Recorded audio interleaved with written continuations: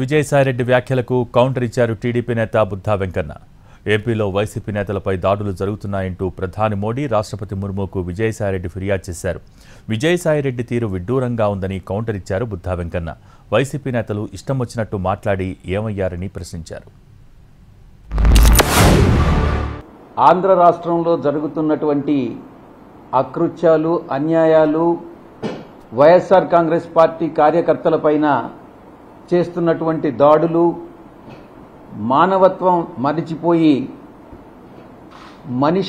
మనుషులు కూడా ఇలా చేస్తారా అన్నటువంటి రీతిలో తెలుగుదేశం పార్టీ గుండాలందరూ కూడా ఈరోజు చేస్తున్నటువంటి అకృత్యాలని మేమందరం కూడా, పార్లమెంటు సభ్యులందరం కూడా ఈ యొక్క కాన్స్టిట్యూషనల్ అథారిటీస్ దృష్టికి, ప్రైమ్ మినిస్టర్ గారి దృష్టికి తీసుకురావడం జరిగింది.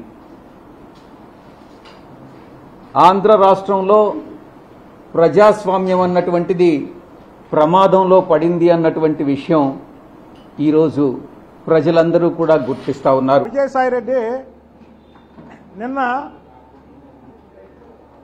రాజ్యాంగం మీద ఏదో ఇక్కడ రాష్ట్రంలో అరాచకం జరుగుతుంది, దాన్ని ఆపాలి అని ప్రధానమంత్రి గారికి, హోంమంత్రి గారికి లేఖలు పంపించడం చాలా విడ్డూరంగా ఉంది. 2014 నుంచి కూడా ఇష్టం వచ్చినట్టు కారు కోతలకు వస్తుంటే మా ప్రభుత్వం ఉండి కూడా ఏమీ చేయకుండా వదిలేయడమే తప్పైపోయింది. కాబట్టి 2019 నుంచి 2024 వరకు తెలుగుదేశం పార్టీ శ్రేణుల మీద అనేక దాడులు నిర్వహించడమే కాకుండా నోటికి ఇష్టానుసారం బూతులు మాట్లాడడం, సోషల్ మీడియాలో పెట్టడం, ఇవన్నీ కనబడలేదా వినబడలేదా అని అడుగుతున్నాం.